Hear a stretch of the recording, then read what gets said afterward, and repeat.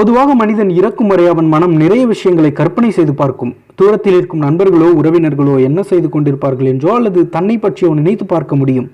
ஆனால் ஆன்மாவுக்கு உயிர் இருக்கிறது என்று சொல்லும் மனிதனுக்கு அவன் இறந்த பின்பு அவனுடைய ஆன்மா எப்படி இருக்கும், எங்கெல்லாம் பயணம் செய்ய முடியும் என்று கற்பனை கூட செய்து பார்க்க முடியாது. சனாதன தர்ம சாஸ்திரம் யார் யார் எந்தெந்த நிலையில் படைக்கப்படுகின்றார்கள், யார் யாருடைய ஆன்மா எங்கே செல்லும், யார் மேலே யார் கீழே போன்ற மத நம்பிக்கைகளை பற்றி பேசக்கூடியது. அந்த தர்ம சாஸ்திரத்தில் மனிதன் இறந்த பிறகு அவனுடைய ஆன்மாக்கள் எங்கே பயணிக்கின்றன என்பது பற்றியும் குறிப்பிடப்பட்டுள்ளது. அது பற்றி இங்கே காணலாம். மனிதர்கள் உயிர் வாழும்பொழுது மட்டுமல்ல, அவர்கள் இறந்த பின்பும் கூட மனிதனின் உடல் மட்டும்தான் இறக்கின்றனவே தவிர ஆன்மாக்கள் அழிவதில்லை. ஆன்மாக்களுக்கு உயிர் உண்டு என்றுதான் சொல்லப்படுகிறது. அப்படி உயிரோடு இருக்கும் ஆன்மா உடல் இறந்த பின் என்னதான் செய்கிறது? ஒரு மனிதன் இறந்த பின் முதல் 9 நாட்கள் அவர்கள் வாழ்ந்த இடத்திற்கு மிக அருகிலேயே ஆன்மாக்கள் உலாவும். குறிப்பாக முதல் 3 நாட்கள் நீரிலும், 4 முதல் 6ஆம் நாட்கள் வரை நெருப்பிலும், 7 முதல் 9 நாட்கள் வரை ஆன்மாக்கள் ஆகாயத்திலும் வசிக்குமாம். இந்த 9 நாட்களும் ஆன்மாக்கள் வெறுமனே உலாவுவதில்லை. தான் இறந்ததிலிருந்து ஒவ்வொரு நாளும் தன்னுடைய வீட்டிற்கு யார் யாரெல்லாம் துக்கம் கேட்க வருகின்றார்கள் என்று பார்த்து கொண்டே இருக்குமாம். அப்படி 9 நாட்கள் நோட்டமிட்டுவிட்டு 10வது நாளில்தான் அந்த ஆன்மாவின் ஜீவன் தன்னுடைய வீட்டிற்கு வருகிறது. அதனால்தான் 10வது நாள் செய்யப்படும் காரியம் மிக முக்கியமானது என்று குறிப்பிடப்படுகிறது. தான் வாழ்ந்த வீட்டிற்குள் 10ஆம் நாள் அடி எடுத்து வைக்கின்ற ஆன்மாவின் ஜீவன் 11ஆம் நாள் மற்றும் 12ஆம் நாட்களில் நாம் வைக்கின்ற எள் கலந்த பிண்டங்களை ஏற்றுக்கொண்டு உண்ண ஆரம்பிக்கின்றது.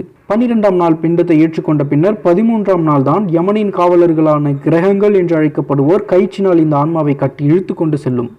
அப்போது ஆன்மா தான் வாழ்ந்த வீட்டை பார்த்து கதறி அழுமாம். வீட்டை விட்டு சொல்லும் ஆன்மா ஒரு நாளைக்கு இரவு பகல் சேர்த்து 247 காத தூரம் அளவுக்கு பயணிக்குமாம். இப்படி தொடர்ந்து நடந்து கொண்டே இருக்கும் இந்த ஆன்மாக்களுக்கு பசிக்கும் என்பதால் மாதத்தில் ஒரு நாள் எந்த திதியில் அந்த ஜீவன் இறந்ததோ அந்த திதி என்று ஒரு நாள் மட்டும் ஓய்வு கொடுக்கப்படுமாம். அப்படி பசி எடுக்கும் பொழுது யார் பிண்டமளித்து பசி தாகம் தீர்க்கின்றார்களோ அவர்களை ஆன்மா வாழ்த்தும். அதனால்தான் வீட்டில் பெரியவர்கள் இறந்த திதி என்று படையல் வைத்து வழிபாடு செய்ய வேண்டும் என்று சொல்கின்றார்கள். இதேபோல் இறந்த முதல் 12 மாதங்களும் தொடர்ந்து ஒவ்வொரு மாதத்திலும் அவர்கள் இறந்த திதி என்று மகாபிண்டம் வைத்து வழிபட வேண்டும். 12 மாதங்கள் வரை ஆன்மாக்களின் பயணம் தொடரும். அதன் பின்பு ஆன்மா யமலோகத்தை அடையும். இறந்த ஆன்மா 1 வருடம் பயணம் செய்யும். அதனால்தான் பொதுவாக இறப்பு நடந்த வீட்டில் 1 ஆண்டு வரை எந்தவித கொண்டாட்டங்களும் சுப நிகழ்ச்சிகளும் செய்வதில்லை. இப்படி பயணம் மேற்கொண்டு யமலோகத்தை அடைந்த பின்னர் தான் அந்த ஆன்மா சொர்க்கத்திற்கு போகுமா அல்லது நரகத்திற்கு போகுமா என்று தீர்மானிக்கப்படுகிறது. அது அவரவர் செய்த பாவ கணக்கை பொறுத்து மாறுபடும். பாவம் செய்த ஆத்மாவாக இருந்தால் யமபுரத்திற்குள்ளும், அதுவே புண்ணியம் செய்த ஆத்மாவாக இருந்தால் அது யமலோகத்திற்கும் செல்லுமாம்.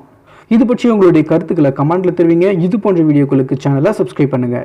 இதே போல செம்ம இன்ட்ரெஸ்டிங்கான சூப்பரான வீடியோக்கள்லாம் உங்களுக்காகவே காத்துட்டு இருக்கு. ஸோ மறக்காம சேனலை சப்ஸ்கிரைப் பண்ணிக்கோங்க. அண்ட் இம்பார்ட்டன்டா பக்கத்தில் இருக்கிற பெல் சிம்பலை கிளிக் பண்ணி எனேபிள் பண்ணிக்கோங்க. அதுதான் ரொம்ப இம்பார்ட்டன்ட். ஸோ அப்பதான் நம்ம சேனலில் போகக்கூடிய ஒவ்வொரு வீடியோவும் உடனே உங்க மொபைலில் நோட்டிஃபிகேஷன்ல பார்க்க முடியும். ஸோ தேங்க்யூ ஃபார் வாட்சிங்.